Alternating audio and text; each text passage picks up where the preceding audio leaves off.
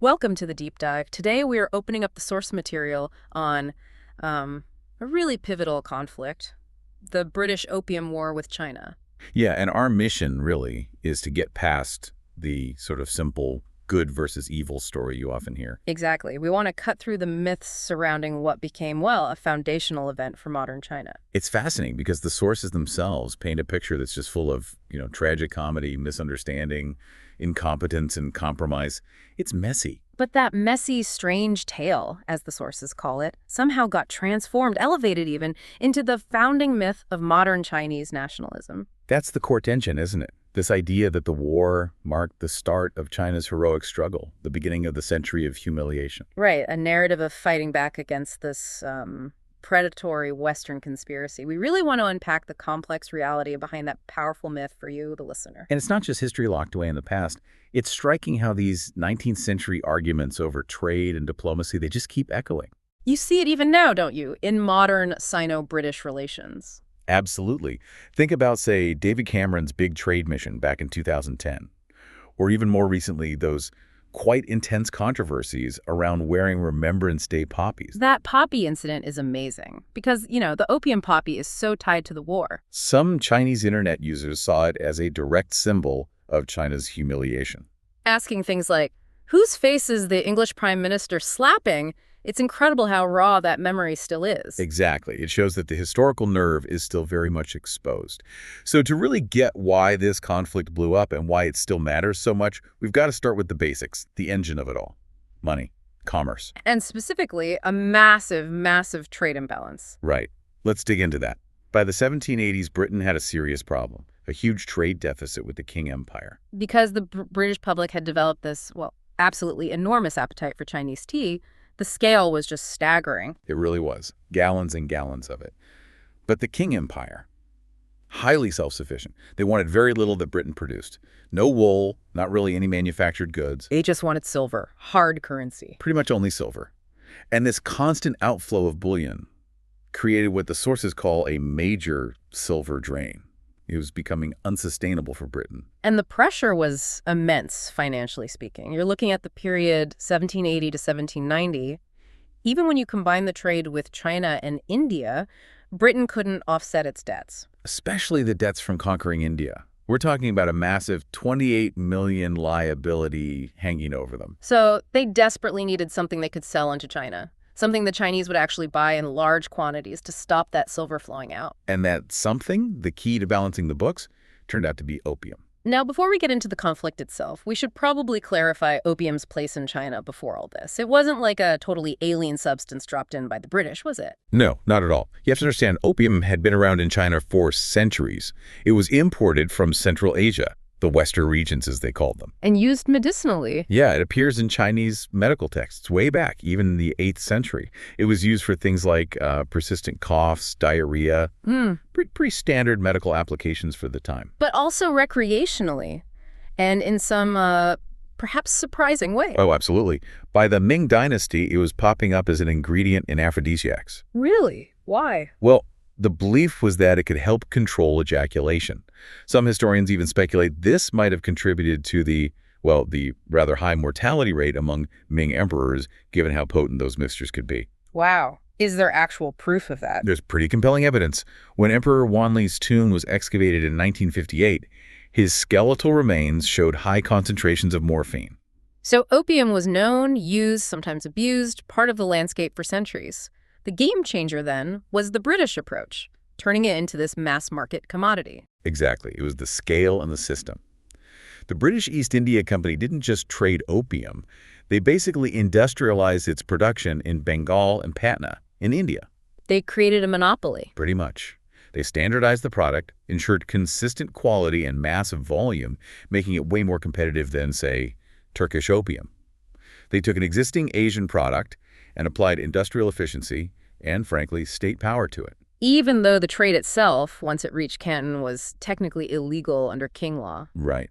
Which brings us to the men actually driving this illegal trade on the ground. These buccaneering moneymakers, as the sources call them. And the key figure here seems to be William Jardine. He sounds like quite the character. Oh, definitely. Jardine is central. He came from humble beginnings, a Scottish farm boy, Lost his father young, worked his way through medical school to become a ship's surgeon. But the doctor gig wasn't where the real money was, right? Not at all. His official salary was tiny, maybe £10 a month. So, like many others, he built his fortune running his own private trade on the side. You needed to be incredibly sharp, very shrewd, to make that work. The source mentions a great story about him surviving a typhoon and a French attack, losing his wages but still making money because he shipped his own goods separately. Shows his foresight, his resilience. Absolutely. He was a survivor, and this tough, unyielding approach earned him a rather memorable Chinese nickname. The iron-headed old rat. That's quite something. How did he get that? Ironically, after getting hit on the head with a stick while trying to deliver a petition to the Chinese authorities in Canton, but it stuck because it seemed to capture his personality. Hard-headed, persistent. Exactly. He and his partner, James Matheson, had utter contempt for the Qing officials. They described the administration as marked by imbecility, avarice, conceit, and obstinacy.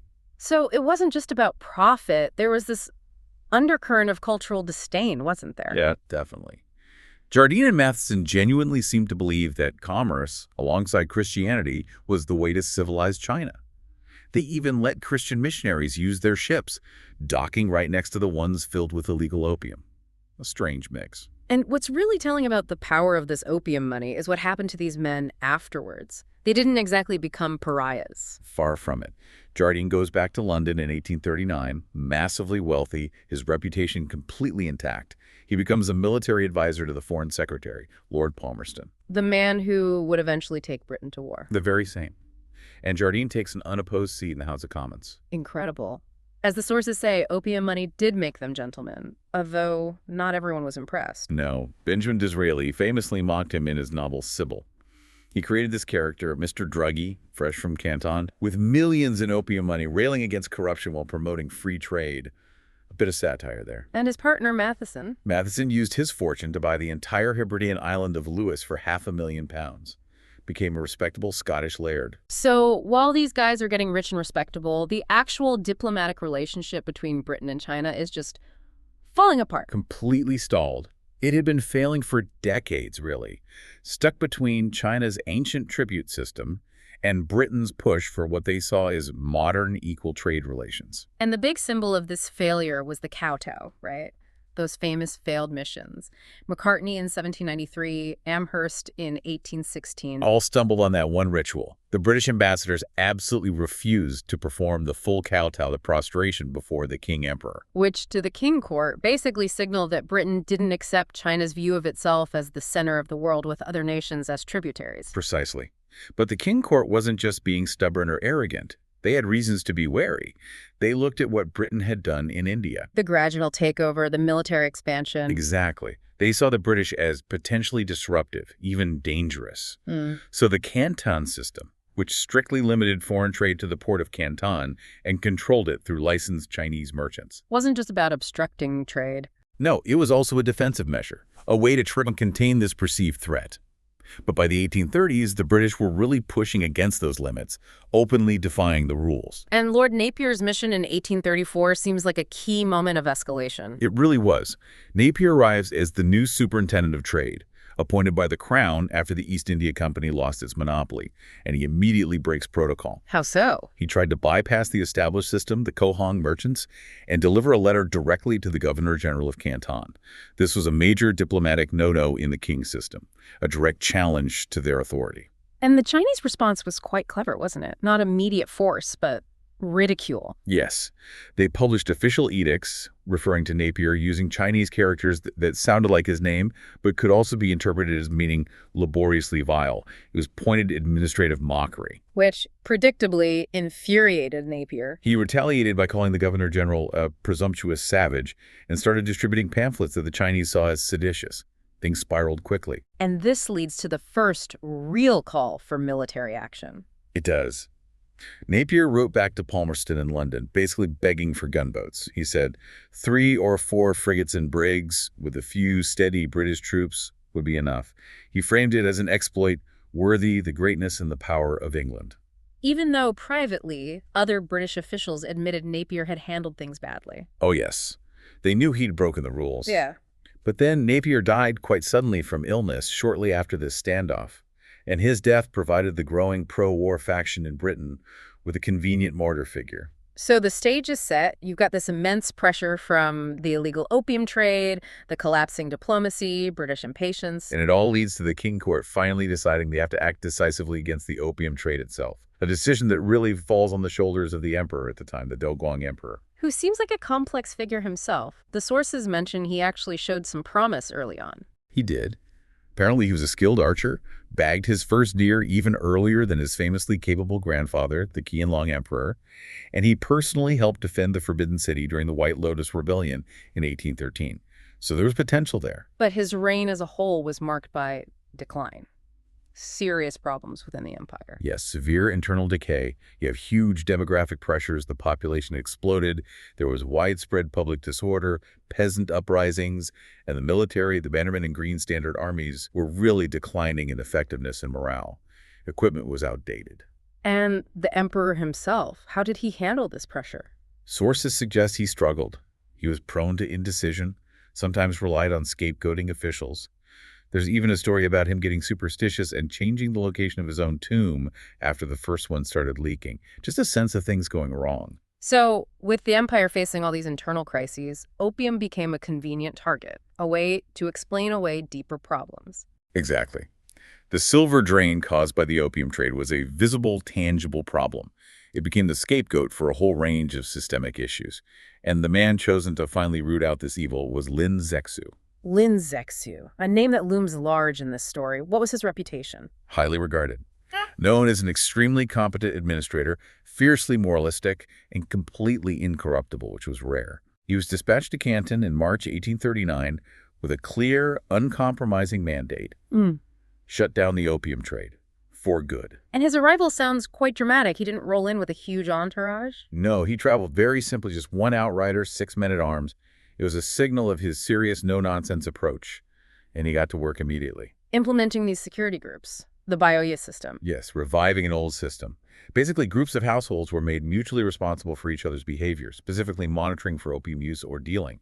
It was about surveillance and community pressure. And he cracked down hard. Arrests, confiscations. Absolutely. Within just 2 months, he'd arrested something like 1,600 people connected to the trade and seized nearly 14 tons of opium. He meant business. And his message to the foreign traders was just as blunt. Which brings us to his famous letter to Queen Victoria. Ah, yes. A remarkable document. It's long, it's deeply moralistic. He basically lectures the Queen, urging her to stop opium production in British territories like India. And he frames it in terms of cosmic justice, doesn't he? Warning that the heavenly court holds sway over all lands because it wields superhuman power. Exactly. He warns her that heaven is watching, and that facilitating this evil trade will bring divine retribution. It's pure Sinocentric diplomacy, the idea that China is the moral center and Britain is just some peripheral barbarian state that needs instruction. Did Queen Victoria ever actually read it? Probably not the original, no. But the contents became known in London, and you can imagine how that kind of tone went down. It just reinforced the view of the Chinese as arrogant and out of touch. So all this intense pressure lands squarely on the British Superintendent of Trade in Canton, Charles Eliot. He's caught in the middle. Completely. Eliot was in an impossible position. He actually personally disliked the opium trade, saw it as immoral, but he also knew that it was the main way the British paid for the tea that London desperately wanted. As he put it, stopping the opium trade would cripple our means of purchasing tea. Precisely. He had to protect British subjects and British commercial interests, even if those interests involved, well, drug trafficking. So when Lin Zexu surrounded the foreign trading coasts, the factories in Canton, demanding the surrender of all opium, Eliot had to make a move. The descriptions of that siege sound almost odd, though. Not exactly a brutal imprisonment. No, it was described by one merchant as pretty mild sort of imprisonment. Lin allowed food and even wine to be delivered at night. The main complaint seems to have been too much food and too little exercise. But psychologically, being confined and facing demands from Lin, the pressure was building. And this leads to Eliot's crucial decision on March 27, 1839. Yes. He makes a calculated gamble. He agrees to hand over all the British-owned opium, a staggering 20,283 chests. But crucially, he doesn't just tell the merchants, okay, hand it over. What does he do? He issues an official order requiring them to surrender the opium to him, acting on behalf of the British Crown. And he promises them that the Crown will ultimately compensate them for their losses. So that's the key step. Absolutely fundamental, because it instantly transforms the situation. Right. What was previously a dispute over illegal private property, contraband. Becomes a matter of state, a debt owed by the Qing government to the British Crown. Exactly. Elliot essentially handed the British government in London a £2 million invoice, a clear financial justification, a casus belli for demanding compensation, potentially through force. And Lin Zexu, having secured the opium, proceeds with its destruction, unaware of the diplomatic bomb Elliot just set off. Right. Lin organizes this grand public destruction of the seized opium at Human, near Canton, starting in May 1839. It's an event that becomes absolutely iconic in Chinese history. It's depicted on the monument to the heroes of the people in Tiananmen Square even today, isn't it? It is. It symbolizes China taking a moral stand against foreign corruption. Can you describe the scene? It sounds like quite an operation. Oh, it was huge. Over 3 weeks, under Lin's direct supervision, they dug these enormous trenches down by the water.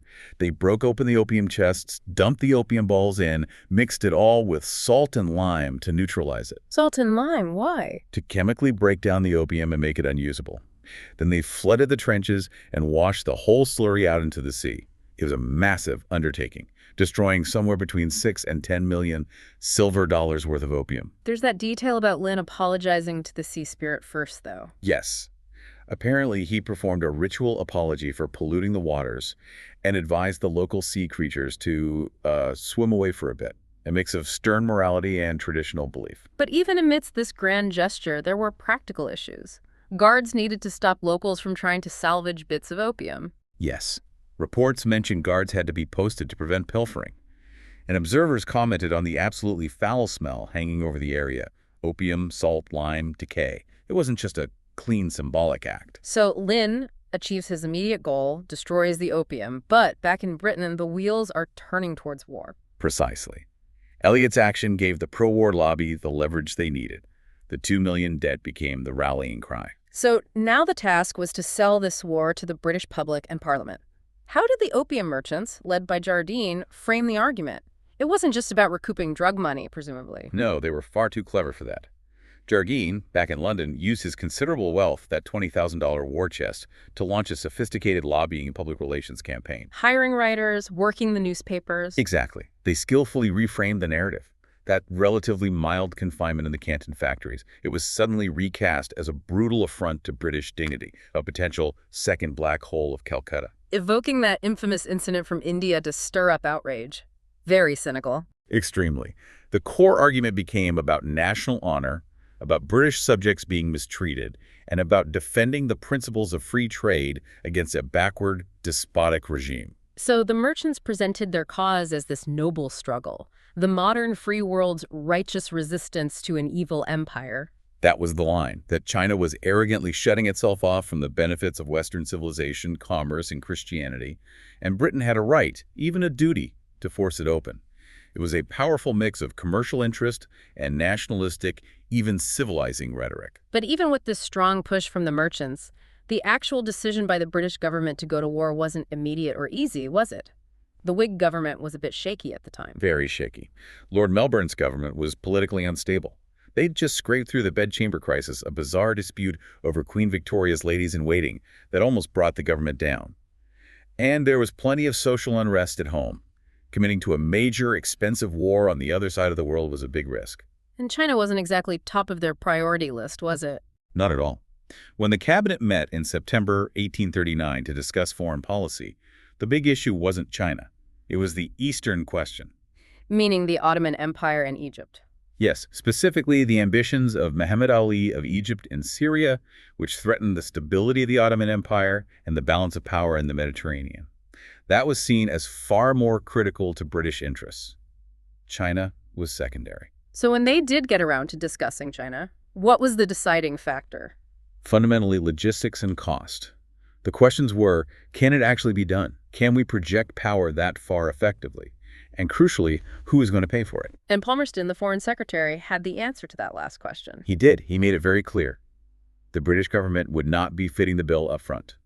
The £2 million compensation demanded for the opium, plus the costs of the military expedition itself, would be extracted in good time from the Chinese. So the war was essentially underwritten by the expectation that China would pay for its own defeat?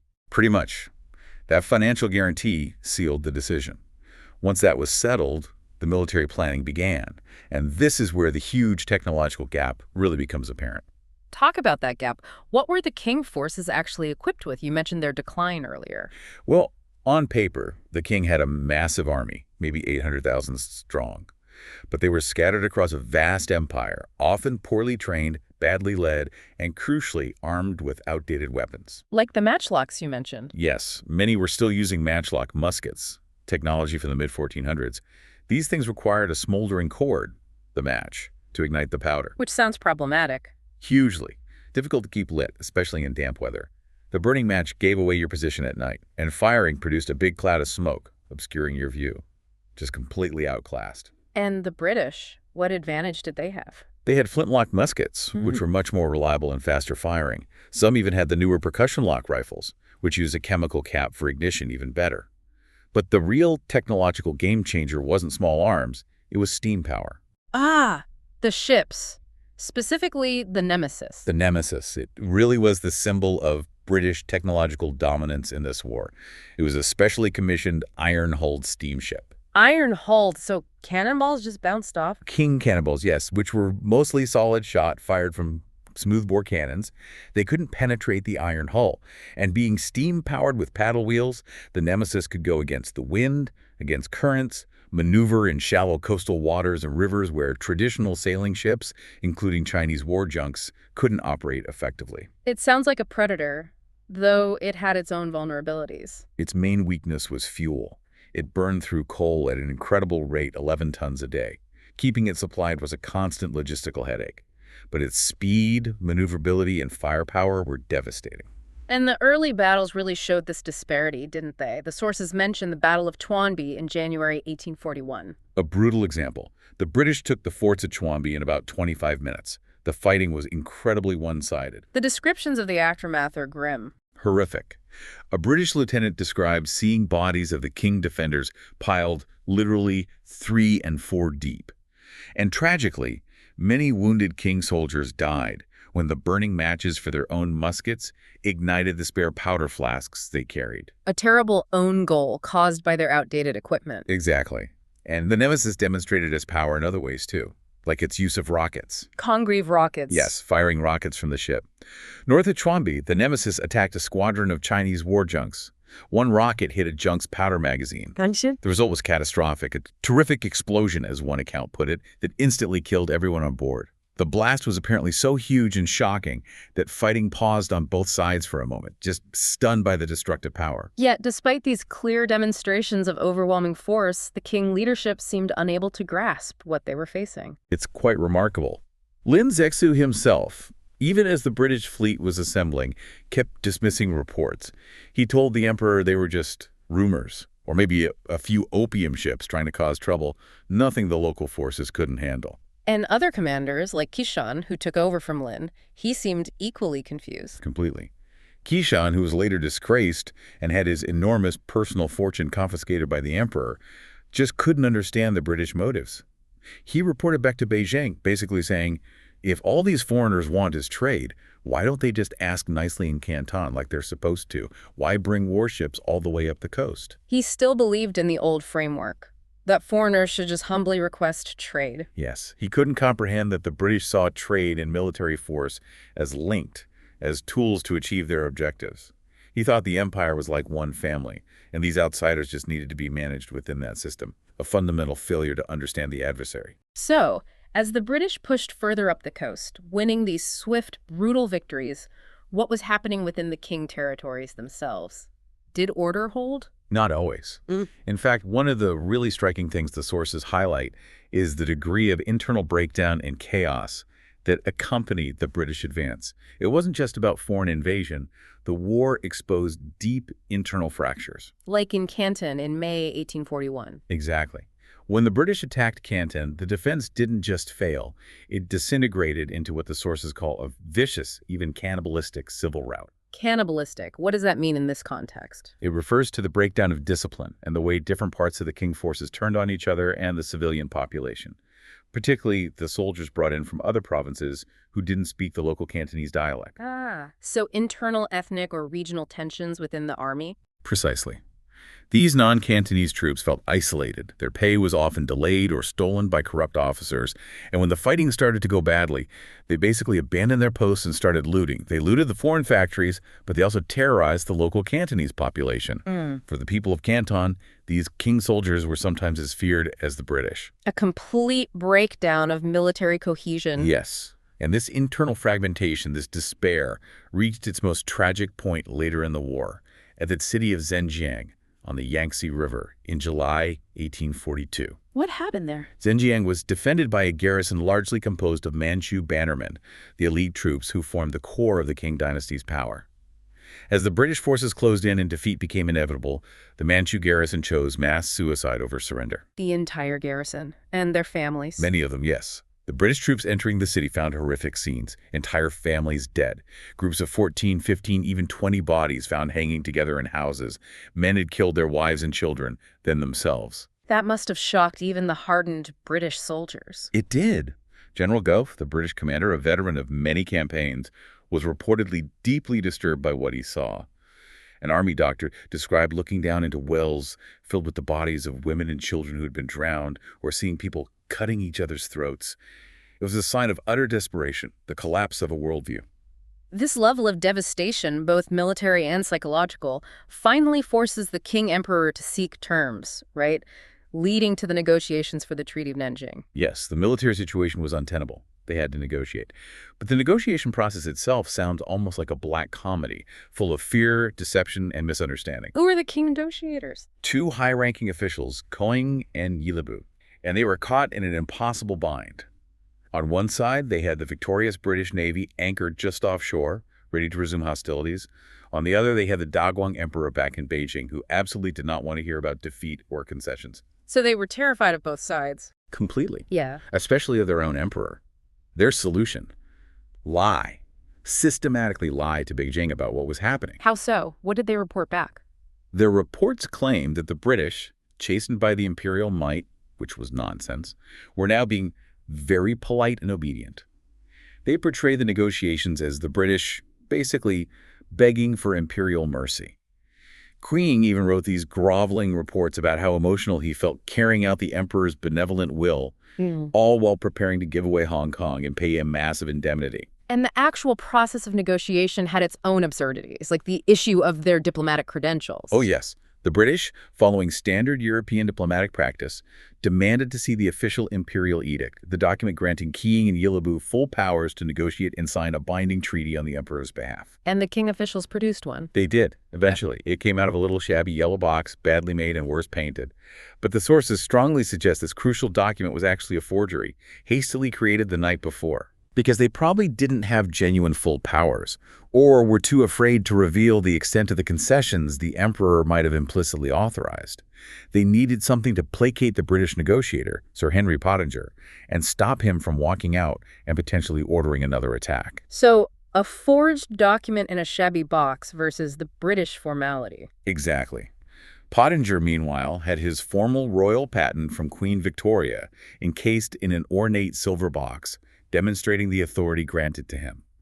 The contrast highlighted the huge gap in diplomatic understanding and practice. And the final signing ceremony, where did that happen? On board Pottinger's flagship, HMS Cornwallis, a powerful 74-gun British warship anchored on the Yangtze River near Nanjing, the treaty was signed in the main cabin under the British flag, a very clear symbol of who held the power. There's a quote from a Chinese official witnessing the harsh terms. Yes.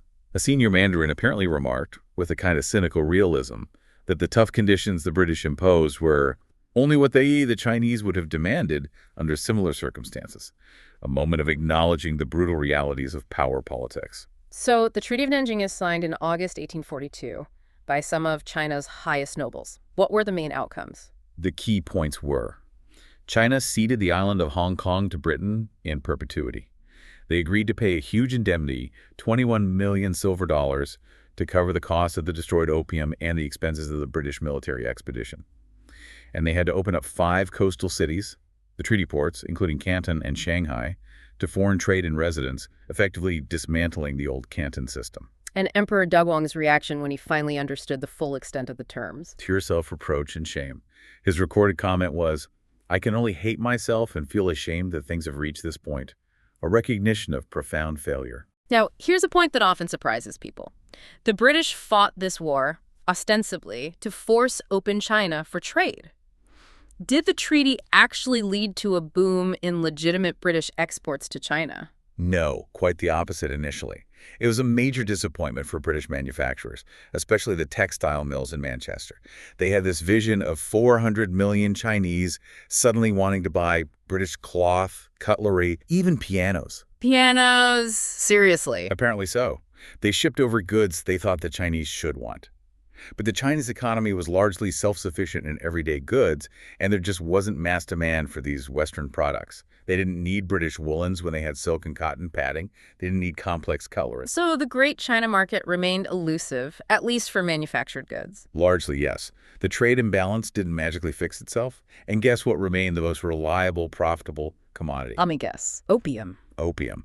After the treaty, the trade wasn't officially legalized, but it wasn't suppressed either. It operated in this gray area, and sales actually increased significantly in the following decades. And this continued opium revenue wasn't just lining merchants' pockets. It was propping up the British Empire itself, wasn't it? Particularly in India. Hugely important. You have to grasp this connection. Running British India, the Raj, was incredibly expensive. By the mid-19th century, the revenue generated from taxing the opium grown in India and sold to China accounted for a massive chunk of the Indian government's budget. How much? Figures vary, but some estimates put it close to 20%, maybe even 22% of British India's total revenue by the 1850s. So the opium trade wasn't just some side hustle. It was structurally essential to financing British rule in India. And it lubricated global trade, too. American traders using opium money. Yes, American merchants would often buy bills of exchange in Canton, basically financial instruments that were backed by British opium sales. They'd use these bills to buy Chinese tea to ship back to the U.S.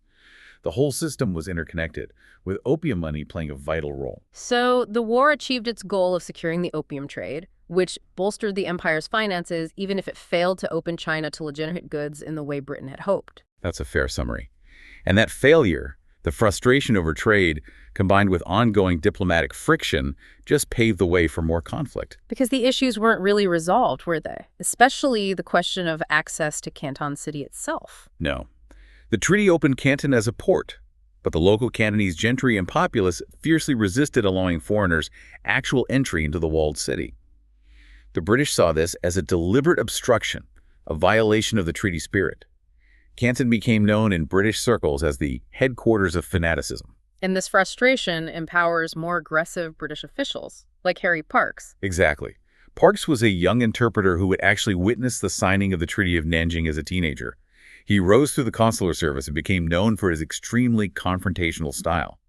He was determined to force full access to Canton and, frankly, to humiliate the Chinese authorities there. And this leads directly to the Second Opium War. Pretty much directly. The actual trigger, the Arrow incident in 1856, was incredibly flimsy. It involved a small Chinese-owned ship, the Arrow, which had briefly flown a British flag under a temporary registration that had actually expired. So, technically not even a British ship anymore. Correct. But when Chinese police boarded it in Canton Harbor to arrest some suspected pirates among the crew, Parkes and the Hong Kong governor, Sir John Baring, deliberately blew the incident out of proportion. They claimed the British flag had been insulted. Even though they knew the registration was invalid. They likely knew or didn't care. Baring later admitted it was a pretext, a lever, to achieve their real goal, which was forcing entry into Canton and securing broader concessions from Beijing. It was a cynical manipulation to restart hostilities. And this Second Opium War culminates in an even greater act of destruction, doesn't it? The burning of the Summer Palace. Yes. The Yuan Mingwen, the emperor's magnificent garden palace complex outside Beijing in 1860. After capturing Beijing, the British commander, Lord Elgin, ordered its complete destruction as a punitive measure, partly in retaliation for the torture and execution of some British and French envoys. It wasn't just burned, though. It was systematically looted first. Yes, by both British and French troops. Accounts describe soldiers running wild, smashing priceless artifacts, stuffing their pockets with jewels and silk, acting like, as one observer put it, grown-up schoolboys let loose in a treasure house. And these looted treasures ended up back in Europe. Many did. They were auctioned off, sometimes proudly labeled from the Summer Palace of the Emperor of China. There are stories of British officers posing defiantly for photographs sitting on the dragon throne, the very symbol of imperial authority where generations of envoys had kowtowed. It was a calculated act of maximum humiliation. This relentless aggression, the looting, the sense of violation, how did this feed into Western perceptions of China? It definitely fueled the emerging yellow peril narrative in the late 19th and early 20th centuries. This was a kind of racialized fear in the West about the rise of East Asian powers. A mix of guilt and fear. Perhaps a sort of imperialist anxiety mixed with bad conscience. You see it vividly in popular fiction, like Sax Rohmer's Fu Manchu novels. Ah, the ultimate evil genius. Exactly. Fu Manchu is portrayed as this sinister mastermind orchestrating Asian resistance against the West. And significantly, he's often depicted as embodying the perceived vices associated with China, cunning, cruelty, and often explicitly linked to opium. His description sometimes mentions the teeth of an opium smoker. The very drug that started the conflict becomes woven into the racist caricature of the enemy.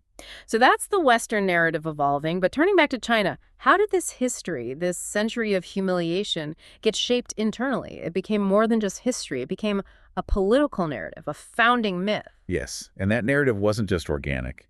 It was actively constructed. Sun Yat-sen, the founder of the Republic of China, played a key role later in his career. When he was seeking Soviet support. Right. In the 1920s, aligning with Soviet anti-imperialist ideology, Sun began to strongly emphasize Western imperialism, starting with the Opium War, as the fundamental cause of China's modern problems. It provided a clear external enemy. A narrative that suited both the nationalists and the communists later on. Perfectly. Both parties embraced and amplified this interpretation. The Opium War became cemented in the national consciousness as day one of the century of humiliation, a period of suffering inflicted solely by foreign powers. And Maoism reinforced this, referencing Marx. Yes, Mao Zedong often echoed Karl Marx's view of the war. Marx saw it as an epical catastrophe, but also, paradoxically, as the event that finally broke China's barbarous and hermetic isolation, forcing it into the modern world, albeit brutally. The Communist Party focused heavily on the catastrophe and victimhood aspect. And this message was actively taught, wasn't it? Even to children. Relentlessly. The sources mention examples like a children's magazine from 1936, publishing dialogues designed to teach kids about the evils of the imperialists during the Opium War. The explicit takeaway message was often framed as a, quote, blood debt that has to be repaid, indoctrination from a young age. This official narrative continues today, doesn't it? Through things like the Patriotic Education Campaign. Very much so. Especially after the Tiananmen Square crackdown in 1989, the party launched the Patriotic Education Campaign to bolster legitimacy and national unity. A key part of that is constantly revisiting the century of humiliation with the Opium War as the starting point, to emphasize the narrative of foreign bullying and the party's role in restoring China's strength and dignity. But here's where it gets really complex. The sources suggest that alongside this official narrative of victimhood, there's often a very different, quite self-critical view among many Chinese people themselves. Absolutely. It's a fascinating dichotomy. You'll hear the official line, but then in private conversations or even sometimes in classroom discussions about the period, the focus can shift dramatically. Towards blaming China itself. Towards a frank, often quite harsh critique of 19th century China's own weaknesses. People talk about the corruption of the Qing officials, the backwardness of the military, the arrogance and incompetence of the court. There's a very common phrase you hear, "Lu hu ju yao aida," Which means, roughly, if you're backward, you'll take a beating. It's a kind of social Darwinist acceptance that China's own internal failings made it vulnerable to foreign aggression. It implies a degree of self-inflicted humiliation. so it's not just anger at Britain, but also a deep frustration with China's own past weakness. Exactly. It's a much more complex and arguably painful internal reckoning than the simple official narrative allows for. And you see this reflected in other ways, too, a kind of modern pragmatism existing alongside the historical grievance. Like the anecdotes about taxi drivers. Yeah, the sources mention things like Beijing taxi drivers, expressing admiration for Britain's development, able to separate the historical wrongs from appreciating contemporary strengths. Or the perhaps even stranger phenomenon of young, fiercely nationalistic Chinese netizens who rail against the West online. While simultaneously applying for scholarships to study at Western universities. Precisely. It's this complex mix of historical resentment, national pride, practical self-interest, and a critical view of their own past, Yeah. not easily reconciled. And the diplomatic fallout, the sensitivity remains incredibly high. The Akmal Sheikh case in 2009 is a stark example. A really powerful one. Akmal Sheikh was a British citizen arrested for smuggling heroin into Xinjiang. His supporters argued he was mentally ill and shouldn't be executed. The British government pleaded for clemency based on his mental condition. But how is this perceived in China? The overwhelming reaction in Chinese media and online forums was to immediately frame it through the lens of the Opium War. The British pleas weren't seen as concerning a potentially mentally ill man. They were seen as arrogant foreign interference in China's sovereign right to punish a drug smuggler. History repeating itself. They explicitly drew parallels to 1840. Explicitly. Commentators declared that gunboat diplomacy could not work this time. British ministers were directly compared to figures like Elliot and Pottinger, cast as modern-day enemies of China trying to protect a drug dealer. The historical nerve was touched instantly. And you see echoes even in unrelated disputes, like climate change negotiations? Yes. The sources mentioned the Copenhagen Climate Summit in 2009. China was accused by some Western delegations of acting in a high-handed, almost imperial manner. Premier Wen Jiabao refusing to meet directly with certain leaders, sending a lower-ranking official instead. And Western commentators immediately reached for historical comparisons. Some did, yes. They saw echoes of the old king court's arrogance, the kind of behavior that had so infuriated people like Lord Napier back in the 1830s. It shows how easily these historical templates on both sides can be reactivated. It really underscores that point about China being engaged in this constant balancing act, using the past for national cohesion, but also grappling with the difficult self-criticism that history provokes. Absolutely. So, pulling it all together from this deep dive, what's the main takeaway? It's clear the Opium War wasn't a simple morality play, no clear heroes or villains, really. Right. It was this messy collision of so many factors. Britain's desperate need to balance its trade books, driven by that massive tea habit. The Qing government's genuine, if ultimately ineffective, moral campaign against opium, which also served as a useful scapegoat for deeper internal problems. Political maneuvering and opportunism on both sides. Jardine lobbying in London, Eliot's gamble in Canton, Lin Zexu's uncompromising stance. And overlaid on all of it, that massive, undeniable technological and military gap, perfectly symbolized by the nemesis steaming up Chinese rivers. So the memory of the war today is, as the sources say, a tricky balancing act for China. Definitely. It's fuel for nationalism, a justification for strong central control, a reminder of past victimhood, but it also forces that uncomfortable question. Why were we so weak? Why was the empire so corrupt and fragmented? It exposed internal failings just as much as it highlighted external aggression. Precisely. And understanding that enduring messy complexity, the interplay between victimhood and self-criticism, historical grievance, and modern pragmatism, that's the real knowledge to take away from this. Okay, so here's a final thought for you, the listener, to consider.